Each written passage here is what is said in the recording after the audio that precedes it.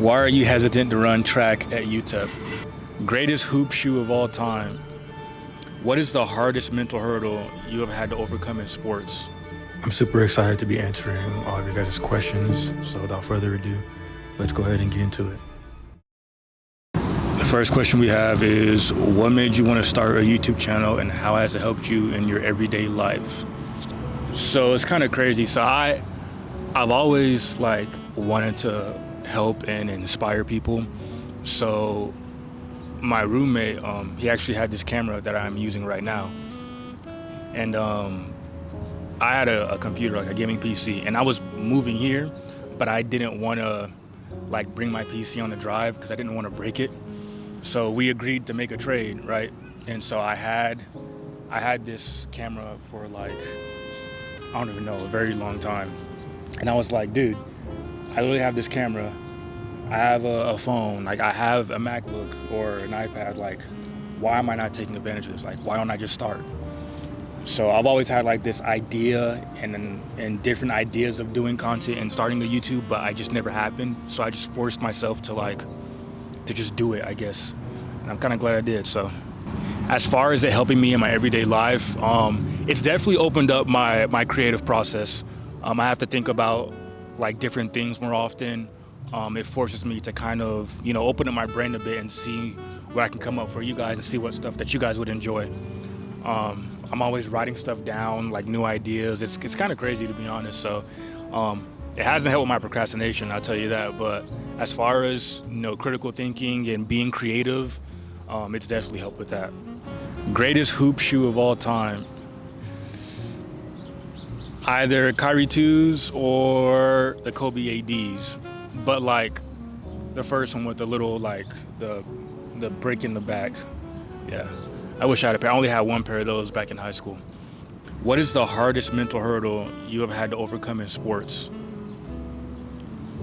Man, that's a good question. Last year, actually, when I played basketball, many of you do not know, I actually played JUCO basketball last year at Everett Community College. It's a school in Washington. And during the start of that year, I've worked. All my life, all I've done was work. And I would like to say that I'm pretty good too. I'm pretty skilled. I think I'm a pretty skilled basketball player.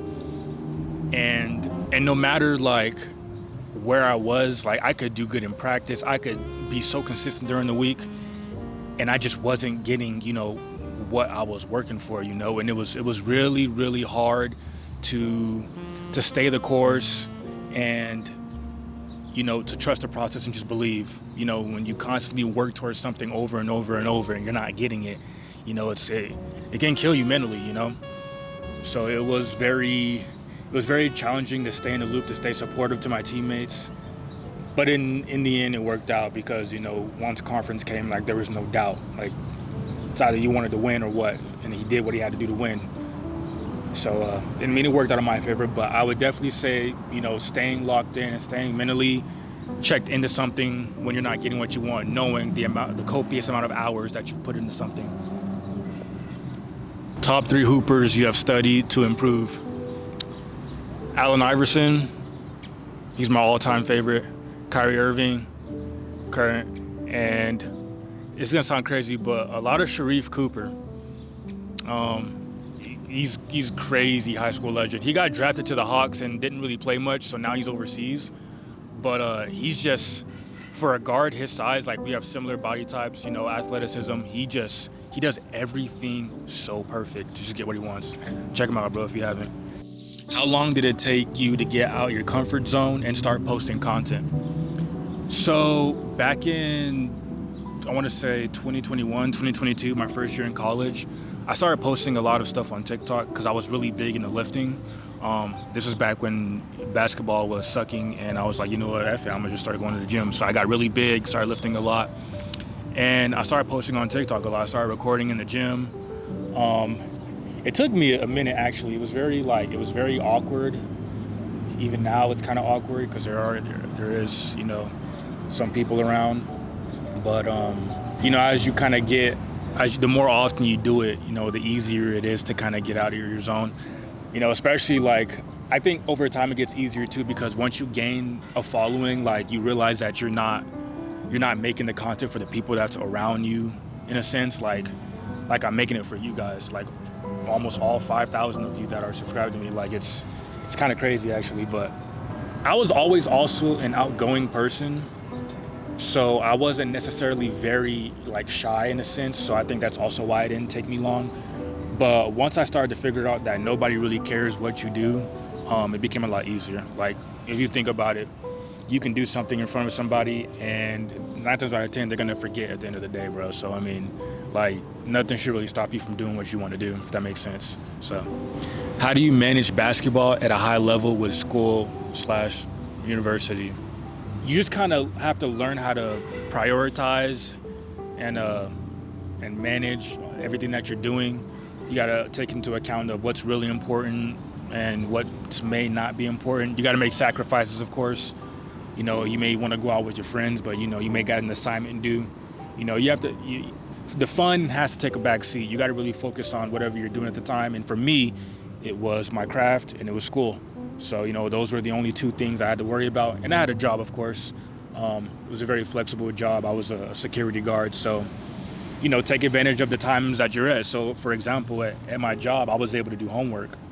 So when I was in the shack, whatever, just chilling, I take care of some homework that in there. That way I don't got to worry about it later, you know.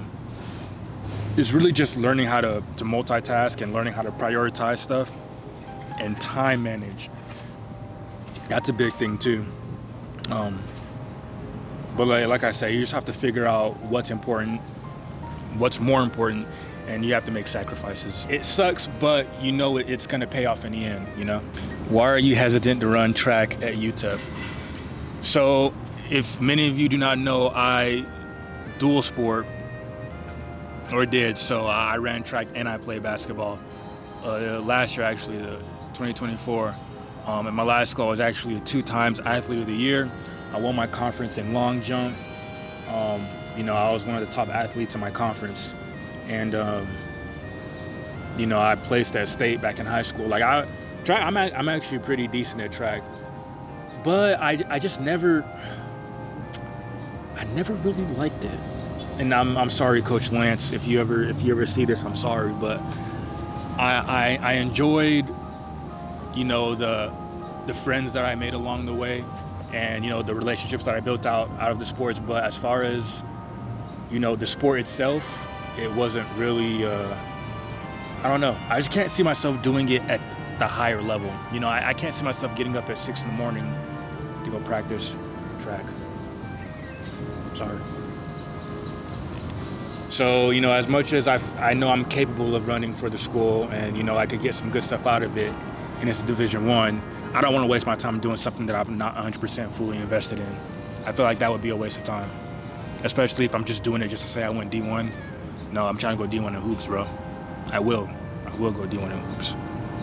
What keeps you going to make videos? You guys, duh. No, but like, the amount of support that I've gotten over this past, you know, couple months has been like ridiculous. Like I never would have thought like I would have grew this fast and made this kind of an impact. Like the comments that you guys write, like there's times where I've genuinely just teared up, bro. Like it's actually insane. So you guys are definitely my motivation, and you know, I want to keep helping. I've always wanted to inspire, and you know, knowing that I can give back and, you know, share knowledge that I have with you guys for you guys to get better at the game that I love and that you guys may love, you know, it's very heartwarming, and it definitely feels very good. You know, it's a great deed, and I love doing it, and I'm gonna keep doing it, you know, especially over time. You know, we're just gonna keep growing. How did you gain popularity on YouTube? Honestly, when I made the content, you know, getting popular and gaining a lot of subs wasn't necessarily like, it wasn't in my head. Like I wasn't like, I want to, you know, do this so I can get, you know, this many followers. I'm going to do this, hopefully that way I can get this many subs. Like, no, like all the content that I make was just something that I love to do. Obviously I have my goals. Like I have a vision board where, you know, my goal is to have 100,000 subs and 1 million subs, but that's it. And, you know, I'll look at that when I get up every morning. But after that, it's just a creative process. It's just something that I like doing, and it's just content that I like to create. I would say also not doing what everybody else is doing.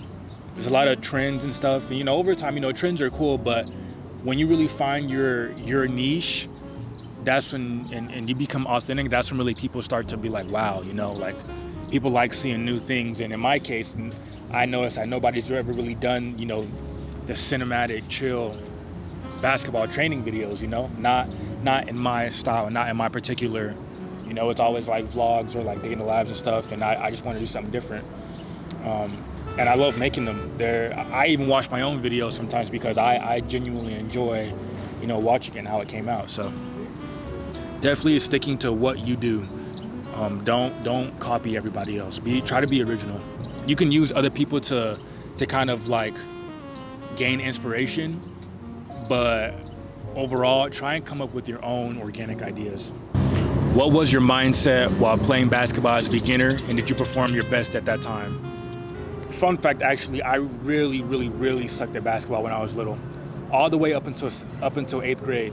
So like like 7th grade and below, I was really, really, really bad. It's actually kind of crazy to think about. My IQ was bad. I couldn't shoot. I sucked at dribbling. I barely made my 7th grade team. If it wasn't for my athleticism, and even at the time I wasn't that coordinated and very athletic, but like I barely made it, to be honest. But I know that 8th grade summer, I was like, no more. Like I don't want to be like that no more.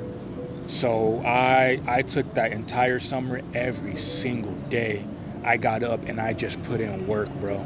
Like copious amounts of work, because it sucks when you're playing and people are calling you trash and people know you're not good, and they're exploiting your weaknesses, and you can't be mad because it's basketball. But I didn't like feeling like that, so I took that summer and I turned myself into the kind of person that would make it the opposite. So and my mindset was just I want to get better.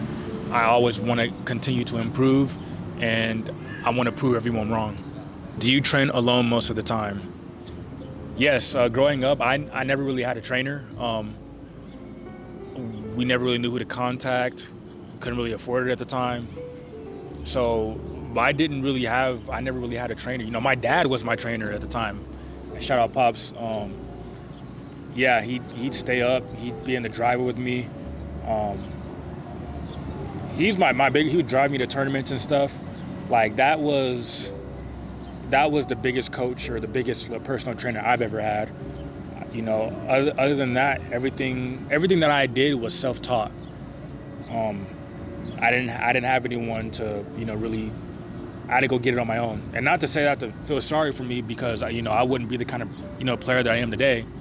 But no, you got to realize that nobody cares about your circumstances. You got to take advantage of what you have, and that's what I did. I didn't complain. I just did a lot of research. YouTube is your best friend. I find different drills, and I just created my own schedule and put in a lot of work. So, what's the one thing that motivated you to start posting? Honestly, it was just I wanted to look back and document on the kind of person I become in my journey, and I knew if I waited, I would get older, and my journey would start when I'm 25 on the internet, at least. So I just started posting. I wanted to do it as soon as I can.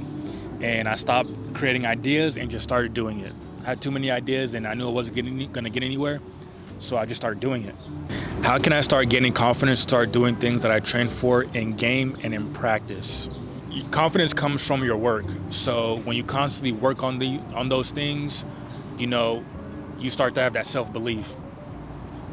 So once you start doing it and you get comfortable doing it, like in training, do it in pickup games.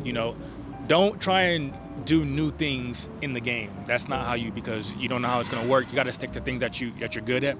But practice on that stuff in your own time, then do it in pickup games, and then the more you do it over and over and over, you will eventually, become confident in it, and you'll start to see it. The work shows. The work will show. Confidence comes from reps over and over and over and over and over. You have to be truthful to yourself. You got to ask yourself, are you actually putting in the amount of work that you need to be in order to be, performing this move or this thing in game or practice? So work on it a lot, practice on it, do it in pickup, do it a lot in pickup, and then transfer it to actual games. How do I get noticed / recruited by college coaches as an overseas player? This is a difficult question because I'm not overseas, so I don't want to speak on, all overseas behalf. But what I can say is emails. Email, bother them, and bother them. You got to be a pest. If you want coaches to notice you, you got to annoy the frick out of them. Like, you got to make it known so that they can't dodge you. Even I'm doing that right now. Like, until you get a definite, like, they see you and they say no, then okay. But you got to send emails. Honestly, I prefer emails over Twitter or any kind of social media. Go on their websites, whatever school you want to play for or that you're interested in. Go to their websites, go to their athletic portions, and find the coaches' emails and use those, and then start drafting up emails and send to them. You can use ChatGPT to honestly draft out an email on how you should do it. But yeah, just make sure you have your film, grades, all that stuff. Where do you see yourself going in basketball?